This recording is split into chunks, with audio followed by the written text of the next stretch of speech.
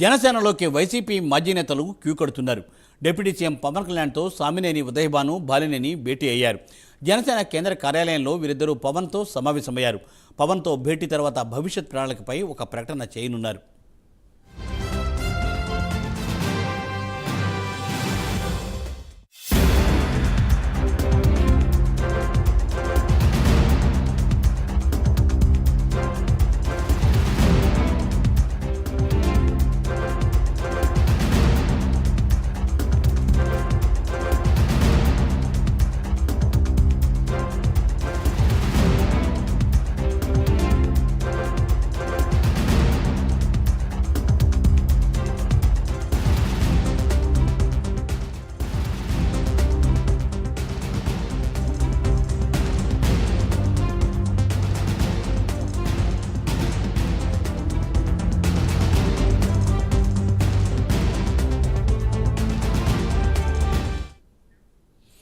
జనసేనలోకి YCP మాజీ నేతలు queue కడుతున్నారు.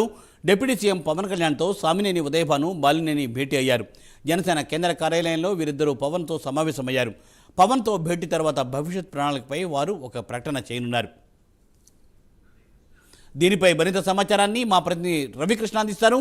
రవికృష్ణ, మూర్తి, ఏదైతే ఎలక్షన్స్ జరిగిన తర్వాత పొలిటికల్ సినారియో మాత్రం ఏపీలో పూర్తి స్థాయిలో మారిపోయిందని చెప్పుకోవాలి. ఇప్పుడైతే మాత్రం రాజకీయంగా కూడా కాక పుట్టిస్తున్న పరిస్థితి అయితే ప్రస్తుతం కనపడుతుంది. ఏదైతే వైసీపీలో కీలకంగా వ్యవహరించిన నేతలు ఎవరైతే ఉన్నారో వాళ్ళందరూ కూడా ఒకరికొకరుగా కూడా పార్టీని విడుతున్నారు. ప్రధానంగా వీరందరూ కూడా జనసేన పార్టీ వైపు ఆకర్షితులవుతున్నారు. ఈ నేపథ్యంలోనే ఈ రోజు ఉదయభాను, సామినేని ఉదయభాను, అదే విధంగా కూడా బాలినేని కూడా వైసీపీని వీడి జనసేన పార్టీలో జాయిన్ అయ్యేందుకు సిద్ధమయ్యారు. ఈ నేపథ్యంలోనే నిన్నటి నుంచి కూడా వాళ్ళు అయితే పార్టీ నేతలతో టచ్ లో ఉన్నారు. ఈ రోజు అయితే ఇప్పుడు వాళ్ళు ఇక్కడికి ఏదైతే జనసేన కార్యాలయానికి రావడం జరిగింది. జనసేన కార్యాలయంలో జనసేన అధ్యక్షుడు పవన్ కళ్యాణ్ ని కలిశారు. సామినేని ఉదయభాను అయితే మాత్రం ఆయన పవన్ కళ్యాణ్ తో కలవటం, జనసేన అధ్యక్షుడితో కలిసిన తర్వాత బయటికి రావటం, తర్వాత ఆయన వెళ్లిపోవడం కూడా జరిగింది. ప్రధానంగా కూడా ఆయన చెబుతుంది ఒకటే, గత